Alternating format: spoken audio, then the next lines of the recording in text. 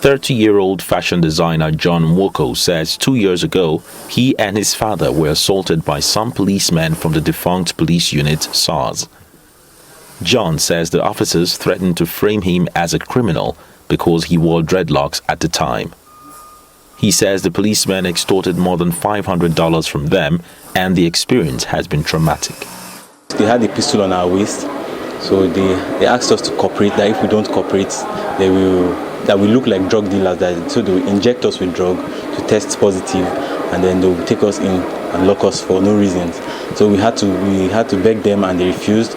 So we bribed them. They asked us to settle them. SARS was created in 1992 to tackle robbery, cultism and kidnappings until some of its officers allegedly began to perpetrate the same acts they were set up to curb.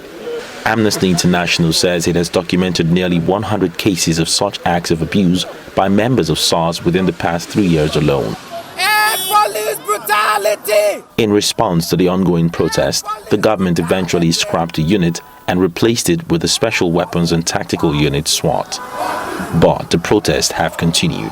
If you listen to some of them that have spoken, they are saying that we don't trust that government will do anything. If we should go back home now, there is a likelihood that this will come like another political promise that would never get activated. So to them, it is important that they begin to see government acting on those demands that they have made. The protesters are also demanding that rogue policemen be prosecuted and victims be compensated, as well as a better welfare for the police. President Muhammadu Buhari has given a directive for the establishment of judicial panels to investigate complaints of police brutality and ordered for compensation after the investigations are completed. He has also promised to increase the wages of police officers across the country. However, the protest is rapidly degenerating into violence. The government says thugs have hijacked the protest and are now causing havoc in different parts of the country. Some state governors have had to declare curfew to maintain law and order. I believe that the protesters themselves must begin to see the reason why there could be some change in strategy. We must change strategy. Rigidity does not solve anything.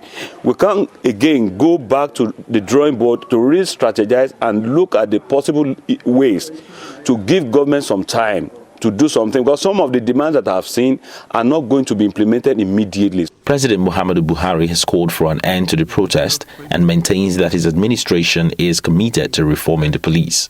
The hope is that the government also hastened its efforts to meet the demands of the protesters, something the likes of John hope will give them relief from their trauma. Phil Ihaza, SABC News, Abuja.